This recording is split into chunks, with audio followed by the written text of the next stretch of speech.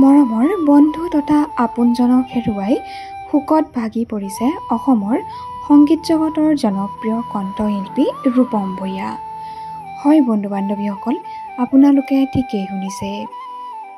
সুকণ্ঠী গায়িকা গায়ত্ৰী হাজৰিকাৰ মৃত্যুত শোকস্তব্ধ হৈ পৰিছে সকলো। একালৰ বান্ধৱীগৰাকীক ইমান কম বয়সতে হেৰুৱাই কান্দোনত ভাগি পৰিছে কণ্ঠশিল্পী ৰূপম ভূঞা। মানে যশস্বী গায়িকা আছিল, কিন্তু তাৰ লগতে আমাৰ বেটছমেট আছিল মোৰ, গতিকে খুব মোৰ ক্ল'জ এগৰাকী বন্ধু মই আজি হেৰুৱাইছোঁ।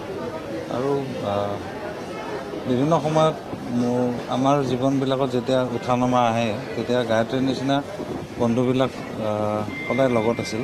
আৰু গায়ত্ৰী যোৱা ১.৫ বছৰমান ধৰি বেমাৰত ভুগি আছিল আৰু আজি গ'ল ইয়াৰ পৰা, গতিকে বেয়া লাগিছে বিৰাট।